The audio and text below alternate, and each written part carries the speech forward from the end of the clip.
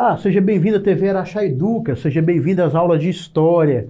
O meu nome é professor Carlos Dias, sou professor da EJA. O nível da aula hoje é para o nível 1 da EJA. Seja bem-vindo você, aluno da EJA. Essa aula é feita especialmente para você. É um reforço, é um complemento para os seus estudos. É um incentivo, até gosto de falar, é um incentivo para os nossos estudos. O tema, daremos continuidade à Idade Média e à formação do feudalismo. Então, nós vamos trabalhar um pouquinho, bastante sobre esse tema, tá? Na questão do feudalismo, que é um tema bem amplo e grande, né? Um tema grande, mas vamos estar trabalhando. Já estamos na segunda aula. O que nós falamos na aula anterior? Nós falamos sobre as invasões bárbaras, que foi o fim, né? Colocou fim ao Império Romano. Falamos dos povos germânicos. Quem que eram esses povos, né? Citamos os hunos não eram bárbaros, os visigodos, os ostrogodos, os ângulos, os saxões, tá? Os burgúdios, tá? Então, falando desses povos. E dentro desses povos, desses reinos que se formou, nós damos destaque para os francos e o cristianismo, tá? Porque os francos, eles ocuparam aquela região da Gália, atual França. E o Clovis, que no ano de 495, ele foi batizado, converteu-se ao cristianismo, tá? E com o apoio da igreja deu início à dinastia merovingia. Após a morte do Clovis, né? Aqui nós falamos da dinastia merovingia, após a morte do Clovis, seu reino foi dividido, e numa disputa do poder ali que aconteceu dentro do reino dos francos, assume o poder, né? O poder não, assume a administração do reino, o que nós chamamos mordomos, ou então prefeito do palácio. E demos destaque para o Carlos Martel, né? Depois da morte do Carlos Martel, o Pipino o Breve assume como prefeito, e ele novamente, com o apoio da igreja, dá-se início à dinastia carolíngia. Tá? Então é justamente sobre isso que nós vamos falar, dar início hoje, da continuidade, sobre a dinastia carolíngia. Essa imagem que eu trago para vocês, para você estar situando, né, visualmente, o que é sobre a Idade Média. Como eu comecei na aula passada, eu falei justamente por isso.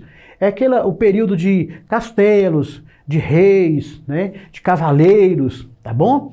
E esse é o tema nosso da aula de hoje. O Império Carolíngio. Então, o Império Carolíngio, lembra que nós temos que fazer uma ligação aí, né? Vamos entender o início do Império Carolíngio. Começa com Pepino o Breve, o filho do Carlos Martel. O Carlos Magno, ele é o sucessor do Pipino o Breve, ou seja, o Carlos Magno é neto do Carlos Martel. Tá bom? Não complicou muito não, né? Só para a gente entender, só para termos uma noção. Então, Carlos Magno sucedeu seu pai, o Pipino Breve. E o que o Carlos Magno fez na sua administração? Ele reforçou mais uma vez a aliança dos francos com a igreja. Isso é muito importante, pessoal, nós falarmos sobre isso, porque foi justamente o Clovis, ele conseguiu reunir as tribos francas, né? A tribo dos francos, melhor dizendo, ele conseguiu reunir, foi justamente com o apoio da igreja. Então, com o apoio da igreja, ele dá início à dinastia merovingia. Então, esses reis que vieram da dinastia merovingia, da dinastia carolíngia, sempre contaram com o apoio da igreja. Qual que era o papel da igreja? Nós falamos isso na aula anterior. O papel da igreja era justamente ajudar na administração, ajudar na justiça, ajudar nos registros. Em troca, eles davam proteção para a igreja. Então, davam proteção para a igreja e permitia a cristianização, né, a evangelização do reino. Lembrando que esses povos germânicos, eles eram politeístas. E o cristianismo trata de uma religião monoteísta, tá bom? Então não foi fácil para a igreja fazer esse papel, mas foi feito esse papel. Lembra que o Clovis, quando ele é batizado no ano de 495, até nós colocamos a imagem. E também a mesma coisa vai acontecer com Carlos Magno aqui, ó. A coroação do imperador Carlos Magno. Novamente a coroação feita pela igreja. Nós vamos ver um pouquinho sobre isso aí. Então Carlos Magno, que ele estendeu os seus domínios em direção ao leste, assegurando uma fase de prosperidade econômica e cultural. Então, nesse domínio, estender esses domínios para o leste, ele conseguiu dominar outros povos bárbaros, os saxões, ele chegou em outras regiões, tá bom? Ampliou o domínio, ampliou o império carolíngio, né? Vamos dizer assim, a dinastia carolíngia. Então, a autoridade do imperador, tá? Aqui mais uma vez a imagem do Carlos Magno. Vamos entender essa autoridade do imperador, como que ele conseguiu garantir essa autoridade, estendendo o seu império e dominando outros povos bárbaros, tá? Com o objetivo de garantir seu poder, Carlos Magno estabeleceu laços de vassalagem. Grava bem esse nome, pessoal, tá? Vassalagem. O que significava esse laço de vassalagem? Tá? Ele dividiu o império em... só um minutinho, vamos aqui primeiro. Ele dividiu o império, tá? Com laço de vassalagem. Então, a vassalagem era justamente o rei dava as terras, tá? Ele dividia suas terras para os outros, né? Para outros nobres, ele escolhia esses nobres, ele dividia, ele era o suzerano.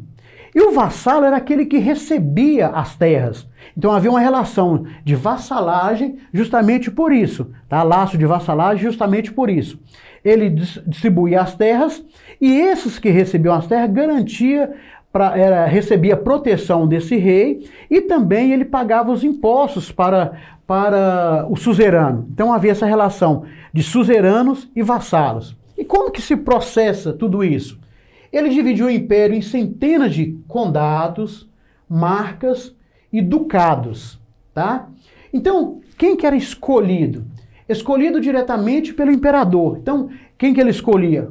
Os condes, os marqueses, os duques.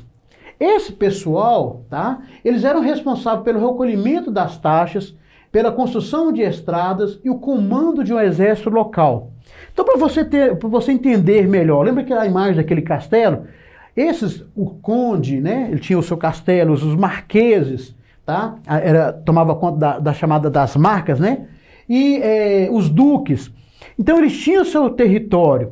Então, nesse seu território, eles cobravam das pessoas que moravam nessa região com eles recolhiam as taxas, construíam estradas e tinha um exército local. Para que servia esse exército local? Caso acontecesse alguma invasão, esse exército local reunia com outros exércitos e sob o comando do imperador, tá, eles lutavam, tá, para defender esse território. Também o imperador ele também escolhia o chamado missi dominici, que significa enviados do Senhor. Então o que esses enviados do Senhor fazia? O enviado do Senhor, no caso do rei, tá bom? Ele ia até nesses locais, nos condes, nos marqueses, nos duques, para fiscalizar, trazer o relatório, como que estava o recebimento dos impostos, as taxas, que era dado para eles como direito de recolhimento, tá? O Renascimento, o Carlos Magno, tá? Tem uma expressão que é usada, o Renascimento Carolíngio. O que quer dizer isso?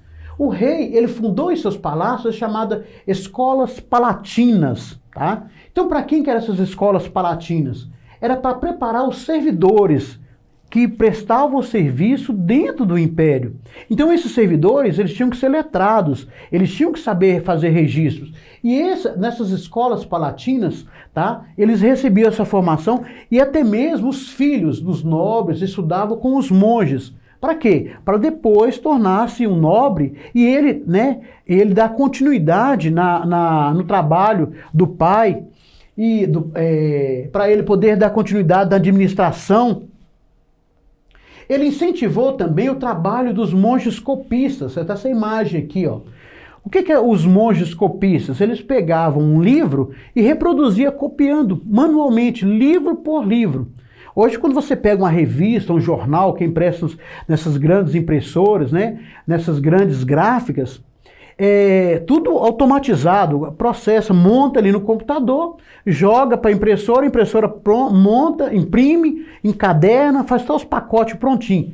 Nesse período aqui não, pessoal. Eles tinham que fazer tudo copiado à mão. Então, a cópia de um livro. Então, foi graças a esses monges copistas que muitas coisas do Império Romano, né, Aristóteles, Platão, da filosofia da Grécia, chegou até nossos dias de hoje justamente pela cópia desses monges, tá? Depois nós vamos ver o que nós chamamos de fragmentação do Império Carolíngio. Lembra quando nós falamos lá da dinastia Merovíngia, com a morte do Clovis, o Império foi dividido? A mesma coisa aconteceu com o Império Carolíngio, tá? No caso da dinastia Carolíngia. Com a morte, só que o Carlos Magno estendeu os seus territórios ao leste, nós citamos aqui. Então, com a morte de Carlos Magno, vai assumir o trono o Luís o Piedoso. Eu falei até numa aula que era o misericordioso, mas a expressão correta, Luís o Piedoso. Então, o filho do Carlos Magno assume. Com a morte do Luís, né, os herdeiros do trono, que serão 3, tá? Em 843, os seus herdeiros, assinado o chamado Tratado de Verdun. Então, só para você compreender, com a morte do Carlos Magno, assume o Luís o Piedoso, tá? Com a morte do Luís o Piedoso, aí agora são 3 herdeiros. E num tratado chamado Tratado de Verdun, eles definem o seguinte: dividir o reino em 3 grandes partes. E olha que interessante o que vai ficar. Lotário é um dos filhos, recebeu a Lotaríngia, tá? Carlos tornou-se rei da França Ocidental e Luís o Germânico da França Oriental. Então, o Império Carolíngio foi dividido em 3 grandes blocos. Nós podemos definir aqui, né? A França Oriental, a França Ocidental e Lotaríngia, tá bom? 3 grandes blocos, tá bom? Tá claro isso aí, né? No ano de 843, pelo Tratado de Verdun. Depois aqui é interessante essa imagem aqui, não poderia deixar de colocar para vocês. Aqui é para vocês terem noção do que era o Império Carolíngio. Aqui é o Tratado de Verdun, tá? Então aqui são as 3 divisões dos 3 reinos que foram divididos. O Império Carolíngio. Nós temos aqui ó, o território de Carlos o Calvo. Lá no texto não fala Carlos o Calvo. Esse território em laranja é o território do Carlos o Calvo. O território em roxo é o imperador o Lotário I, né, a Lotaríngia, que ele recebe o território de Lotaríngia.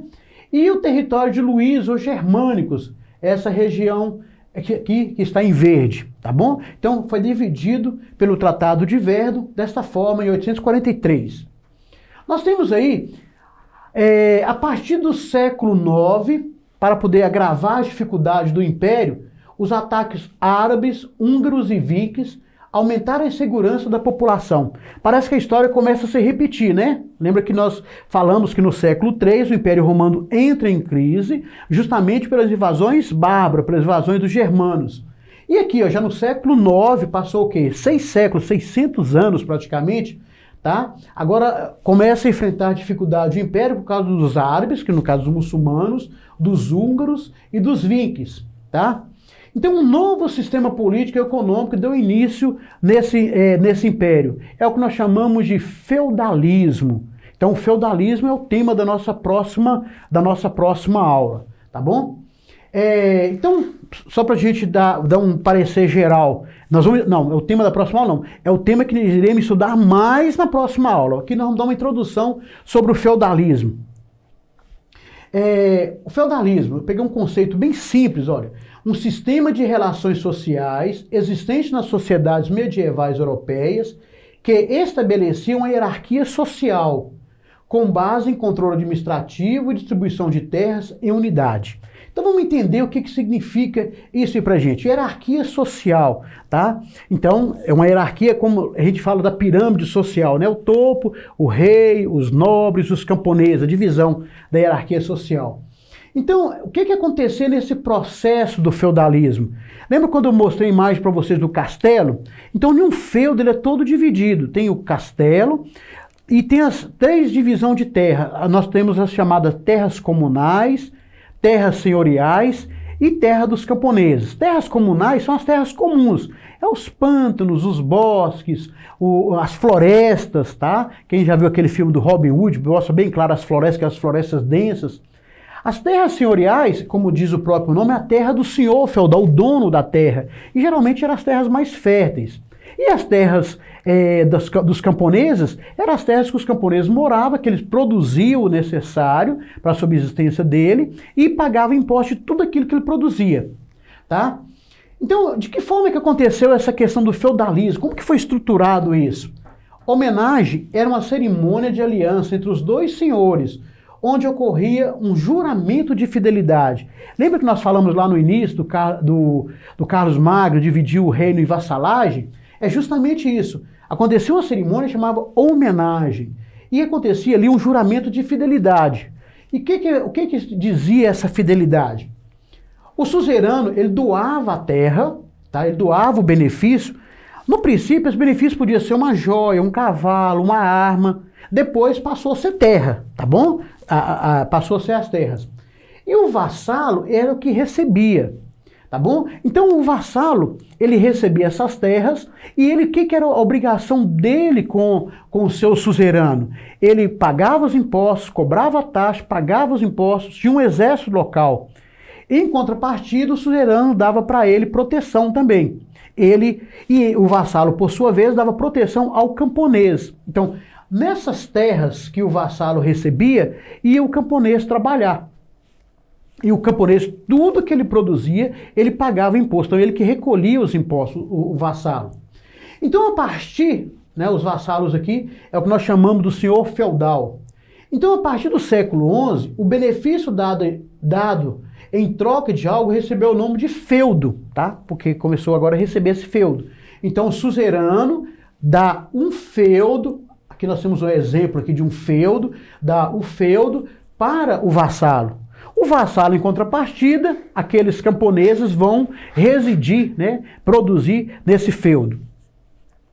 O suzerano, ele tinha a obrigação de proteger o seu vassalo, tá bom? Então, lembra que nós falamos aqui, bem aqui, ó, o juramento de fidelidade? Então, o papel do suzerano era a obrigação de proteger o seu vassalo. Então, para vocês compreenderem melhor, tinha um reino, o suzerano, ele dividia o seu reino em vários blocos, grandes fazendas, gigantescas fazendas, vamos dizer assim, para ficar mais claro. Quem recebia essas fazendas era chamado de vassalos, tá? Esses vassalos ali, eles eram os senhores feudais das suas terras. E nas suas terras tinha ainda a imagem daqueles que trabalhavam. Não ia trabalhar, quem trabalhava na terra era o camponês. Então o vassalo, ele dividia o seu feudo para os camponeses. E no seu feudo tinha a divisão das terras. Tinha a área de floresta, que eram as terras comunais, tinha as terras do seu feudal, que geralmente eram as melhores terras, mas não era ele que trabalhava, quem trabalhava era o camponês, e tinha as terras dos camponeses, tá bom? Os vassalos que recebiam feudo do suzerano eram os senhores feudais, que eu acabei de falar aqui, era para ter passado até o slide, expliquei seu slide, mas só para poder fechar aqui. Então, o vassalo, ele tornava o senhor feudal. Ele exercia a função que cabia ao rei. Por que era a função que cabia ao rei? Ele impunha taxas e obrigações aos camponeses, elaborava leis, julgava os crimes, cunhava moeda e mobilizava um exército. Aí você fala, professor, então ele substituiu o rei? Não. Ele substituiu o rei nas suas terras, no seu feudo. Para ficar claro, o feudo, tá, era uma pequena porção do reino. Então o feudo, quando eu falo feudo, é uma parte do reino. Então existia vários senhores feudais, existiam vários vassalos, eram centenas de vassalos, centenas de senhores feudais. Tá? Então o suzerano, que era o rei, dividia suas terras para os senhores feudais. Então é o que nós chamamos de vassalagem. Tá bom? E além, então no seu feudo ali, o senhor feudal, ele tinha o direito de cobrar taxas e obrigações, ele podia criar leis, ele julgava crime, ele cunhava as suas próprias moedas e tinha um exército, ele tinha capacidade de mobilizar o seu exército, tá bom? Então ficou claro isso aí, né? Então, por que fala que ele exercia o papel do rei? Porque no seu feudo ele era praticamente o rei, não tinha o título de rei, ele era um nobre, mas no seu feudo ele fazia tudo aquilo que no caso seria a função do rei em todo o seu reino, tá bom? Então aqui para relembrar da aula de hoje, o que nós falamos hoje? Falamos do Império Carolíngio, da formação do Império Carolíngio, do Carlos Magno, falamos do fim desse império, a divisão desse império, até para o final do Tratado de Verdo de 1845, e falamos também já a crise, né, que aconteceu desses impérios com a invasão de outros povos, né, os vikings, tá bom? Como um deles são os vikings, que invadiu essa região. E com isso, dá início então o que nós chamamos de feudalismo, que é o tema que nós vamos trabalhar nas nossas próximas aulas. A você, aluno da EJA, muito obrigado pela sua participação. Espero que essa aula tenha colaborado com seus estudos e continue firme e até a próxima aula.